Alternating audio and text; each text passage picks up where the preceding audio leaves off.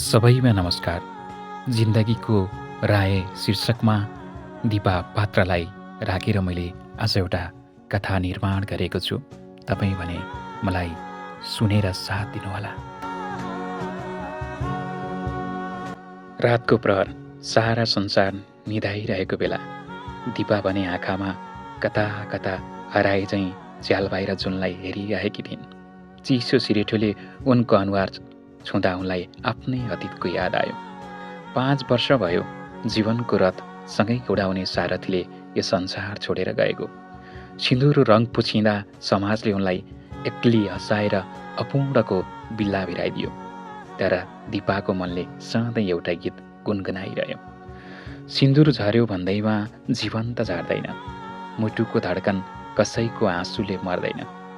एक्लै छु त के भयो, आकाश त मेरो साथी छ नि, अँध्यारो रातपछि उज्यालो अवश्य आउनेछ। उनको गीत।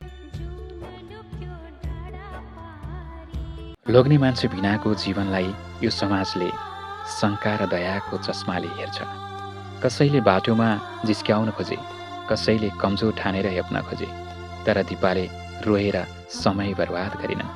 उनले बुझिन् आँसु पुस्न कोही आउँदैन, आफ्नो हातले आफै आँसु पुस्नुपर्छ। उनले गाउँकै एउटा सानो टुक्रा जग्गामा तरकारी खेती र फुलको नर्सरी सुरु गरिन्। बिहानको चिससँगै उनी माटोसँग खेल्थिन्, कोदालो खन्थिन् र पसिना बगाउँथिन्। मान्छेहरू कुरा काट्थे, तर उनले आफ्नो ध्यान केवल आफ्नो कर्म र आफ्नी सानी छोरीको भविष्यमा केन्द्रित गरिन्। माटो खन्दै उनले आफ्नो मनको पीडाहरूलाई शक्तिमा बदलिन्, समाजलाई एउटा गतिलो पाठ दिइन्। हातका ती ठेलाहरू मेरा गहना हुन्, पसिनाका थोपाहरू मेरा सपना हुन्। म झुक्ने छैन कहिल्यै परिस्थितिको अगाडि, हिम्मतको यो पाइला बढ्छ सधैँ अगाडि।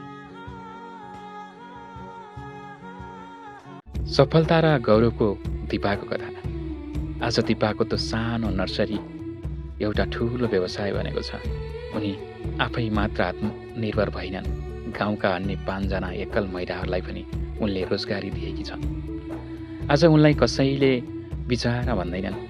आज उनी समाजको लागि प्रेरणाको स्रोत बनेकी छन्। साँझको बेला छोरीले आमाको काखमा टाउको राख्दै भने, मलाई हजुरको धेरै गर्व लाग्छ आमा। छोरीको कुरा सुनेर दिपाको छाती गर्वले फुल्यो। उनले आफ्नो निधार छामिन्।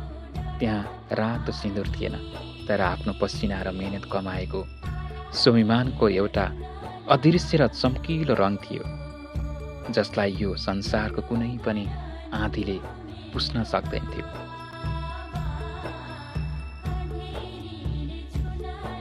नारी त आफैमा एउटा सिङ्गो संसार हो। कसैको छारी बिना पनि जिउन उसको हुङ्कार हो। एकल यात्रा पनि त कति सुन्दर हुन सक्छ जब आफ्नै हिम्मतले यो धरती र आकाश हुन्छ। आज भने दिपाको कथालाई हामीले यहीँ टुङ्ग्याएका छौँ। तपाईँलाई कस्तो लाग्यो जस्ताको तस्तै कमेन्ट गर्न नबिर्सनुहोला। धन्यवाद।